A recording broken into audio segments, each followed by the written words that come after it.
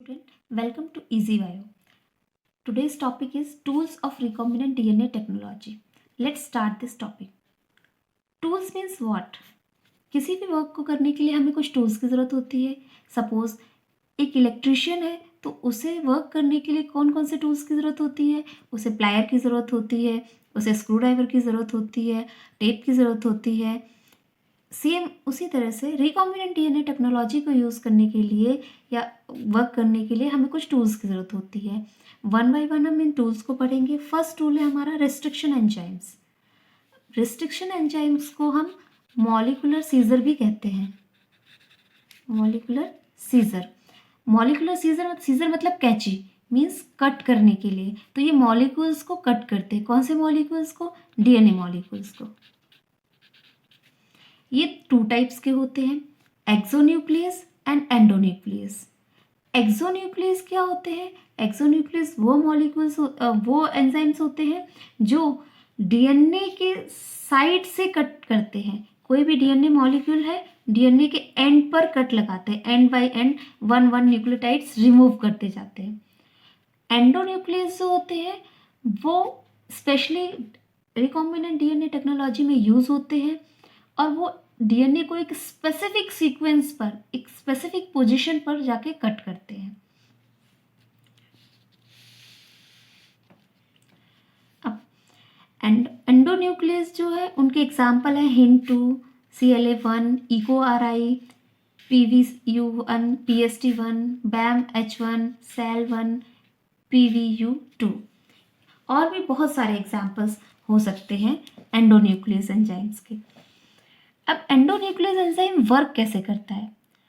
Endonuclease enzymes को work करने के लिए उसके 3 स्टेप्स हैं. फर्स्ट स्टेप है inspecting the length of DNA sequence. किसी भी डीएनए सीक्वेंस की लेंथ पे को वो इंस्पेक्ट करता है. वो बाइंड हो जाता है.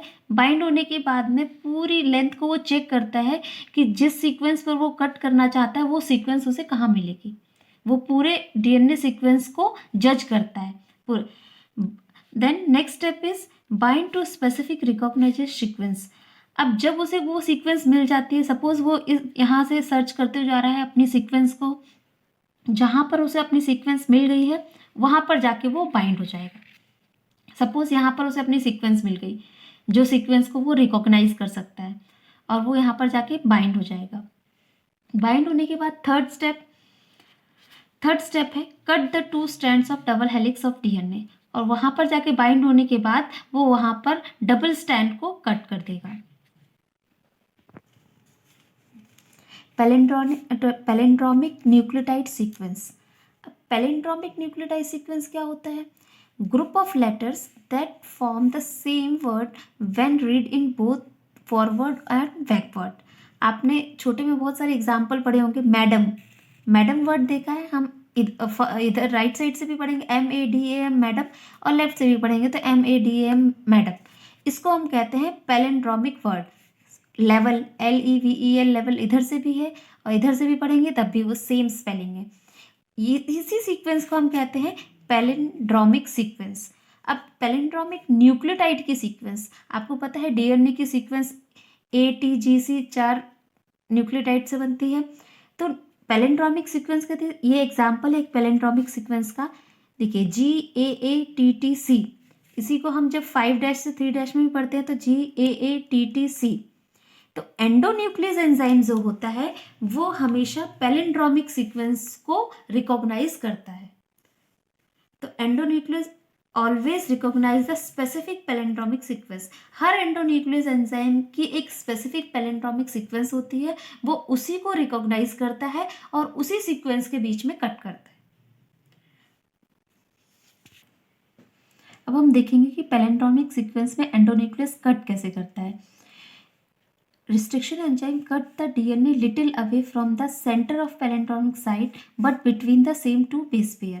Means वो पैलिंड्रोमिक सीक्वेंस के सेंटर में कट नहीं करता है, सेंटर से थोड़ा दूर कट करता है, बट 2 स्पेसिफिक बेस पेयर के बीच में ही कट करता है. इससे क्या होता है इससे ये होता है कि स्टिकी एंड फॉर्म होते हैं. स्टिकी एंड मतलब अगर कोई न्यूक्लियोटाइड डीएनए है इस तरह का डबल स्ट्रैंड, और कोई भी एंडोन्यूक्लियस एंजाइम उसको बराबर कट करेगा तो ये एंड, तो दो सेम ऐसे एंड प्रोवाइड होंगे, और ये एंड को हम दोबारा अगर किसी दूसरे डीएनए के साथ में लाइगेट करना चाहें, मतलब ज्वाइन करना चाहें, तो बहुत ही डिफिकल्ट होगा, क्योंकि वो स्लाइड कर जाएगा, वो ज्वाइन नहीं होगा।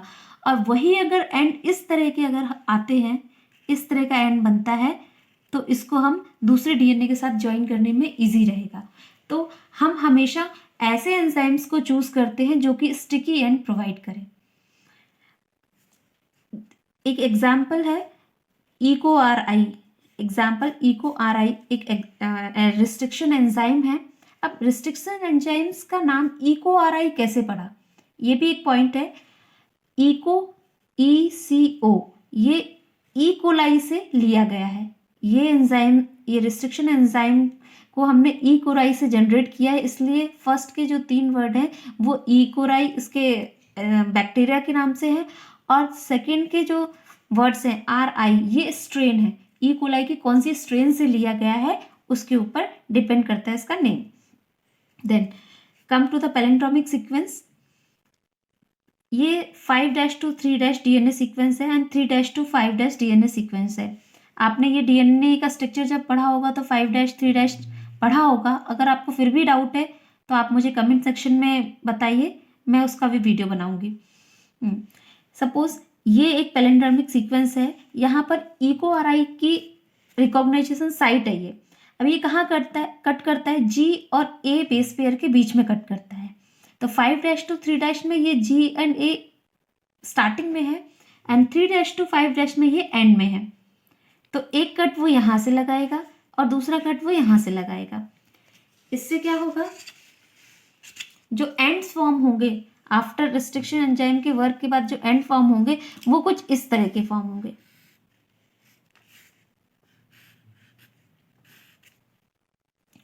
ये इनको कहते हैं हम स्टिकी एंड्स। स्टिकी एंड मतलब ये दूसरे डीएनए में अगर सेम इसी तरह के एंड्स हों तो ये हम इन दोनों को ज्वाइन कर सकते हैं। अब ज्वाइन करने का काम कौन करता है, एक एंजाइम होता है डीएनए लाइगेज, बहुत ही इंपॉर्टेंट एंजाइम है ये डीएनए लाइगेज। इसके जिस तरह से रिस्ट्रिक्शन एंजाइम कट करने का काम करता है और डीएनए लाइगेज एंजाइम जो है वो ज्वाइन करने का काम करता है। दो सेम स्टिकी एंड्स को ये क्या करता है, ज्वाइन कर देता है। सपोज हमारा जीन ऑफ इंटरेस्ट, कोई हमारा डीएनए सीक्वेंस है, डीएनए सीक्वेंस के बीच में ये हमारा जीन ऑफ इंटरेस्ट है। अब जीन ऑफ इंटरेस्ट ये है और इसमें इको आर आई की साइट, हम इको आर आई से इसको कट कराने वाले हैं, Eco R I restriction enzyme से।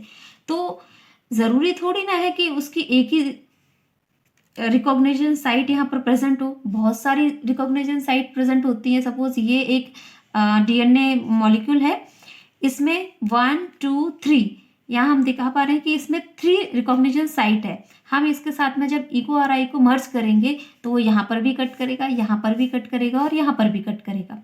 इसी तरह से डीएनए मॉलिक्यूल बहुत बड़ा होता है तो बहुत सारे हमें बैंड्स मिलेंगे, बहुत सारे पार्ट मिलेंगे, फ्रेगमेंट्स मिलेंगे डीएनए के। अब इन फ्रेगमेंट्स से हमारा जीन ऑफ इंटरेस्ट को हम कैसे निकालेंगे, बहुत सारे छोटे छोटे टुकड़े मिले, हमें दिखाई तो देता नहीं है डीएनए, सब इतना माइक्रो होता है कि हमको दिखाई नहीं देता है। तो हम इनको कैसे सेपरेट आउट करेंगे, कौन सा हमारा जीन ऑफ इंटरेस्ट है। तो उसके लिए एक प्रोसेस होती है agarose gel electrophoresis. Agarose gel electrophoresis process क्या होती है, it is a method for separation and analysis of macromolecules and their fragments based on their size and charges. ये एक ऐसी प्रोसेस है जिसमें हम मैक्रोमोलिक्यूल्स को सेपरेट करते हैं, उनको एनालाइज करते हैं, किस बेसिस पर, उनके साइज के बेसिस पर और चार्ज के बेसिस पर। तो जैसा कि हमें पता है डीएनए जो होता है वो नेगेटिवली चार्ज मॉलिक्यूल है। तो नेगेटिवली चार्ज मॉलिक्यूल है, हम इसे एग्रोस जेल पर रन कराते हैं, एग्रोस जेल की एक प्लेट तैयार करते हैं, उसमें हम छोटे छोटे क्यूब्स बनाते हैं, मतलब जगह बनाते हैं, और उसमें हम डीएनए के जो हमें यहाँ फ्रेगमेंट्स मिले हैं उन फ्रेगमेंट्स को इसमें डालते हैं, उसको हम स्टेन करते हैं इथिडियम ब्रोमाइड से। इस पर 1 मार्क्स का क्वेश्चन आ सकता है कि हम किस स्टेन से डीएनए को स्टेन करते हैं, कौन सी डाई से, तो वो है इथिडियम ब्रोमाइड। और वो किस कलर का बैंड देती है, ऑरेंज कलर का बैंड देती है। कौन सी लाइट में? यूवी लाइट में। तो जब हम एग्रोस जेल इलेक्ट्रोफोरेसिस कराएंगे तो डीएनए बैंड्स जो है, डीएनए जो है वो रन करेंगे एनोड की तरफ, और जो लार्जर मॉलिक्यूल होंगे वो उनका रन कम होगा और स्मॉलर मॉलिक्यूल सबसे ज्यादा रन करेंगे। तो मॉलिक्यूलर के साइज में हमारा जो जीन ऑफ इंटरेस्ट है उसका साइज हमें पहले से पता होगा। उस साइज के अकॉर्डिंग हम यहाँ पर जान लेंगे कि हमारा जो बैंड बन रहा है वो कहाँ पर बन रहा है। और उस बैंड को, सपोज ये हमारा यहाँ पर जीन ऑफ इंटरेस्ट यहाँ तक गया है तो ये जीन ऑफ इंटरेस्ट आया, इस जीन ऑफ इंटरेस्ट को जेल की, इसके आसपास का जो जेल है उसको हम कट करके बाहर निकाल लेंगे और उसमें से अपना जीन ऑफ इंटरेस्ट निकाल लेंगे। इस प्रोसेस को कहते हैं इल्यूशन। इस पे भी 1 मार्क्स का क्वेश्चन बनता है। जनरली हम ये सारी चीजें बुक में छोड़ देते हैं क्योंकि बहुत छोटी, बहुत ही कहीं एक लाइन में दे रखी होती है, लेकिन ये बहुत इंपॉर्टेंट होती है। 1 मार्क्स के क्वेश्चन बन सकते हैं इन पर, मल्टीपल चॉइस क्वेश्चन बन सकते हैं कि इल्यूशन प्रोसेस क्या होती है। Extraction of DNA from gel piece, मतलब ये एग्रोस जेल इलेक्ट्रोफोरेसिस जब हमने किया तो जेल पीस से जब हमने अपना डीएनए निकाला तो उस प्रोसेस को हम कहते हैं इल्यूशन। ये इथिडियम ब्रोमाइड डाई से हम इसको स्टेन करते हैं और जब यूवी लाइट में हम देखते हैं तो ये ऑरेंज कलर के बैंड्स हमें प्रोवाइड होते हैं। ये फर्स्ट टूल जो है वो यहीं पर फिनिश होता है। नेक्स्ट टूल वेक्टर को लेके दूसरा वीडियो में बनाऊंगी आपके लिए। Thank you student. Please like my video and subscribe my channel. And if you have any doubt, let me know in the comment section.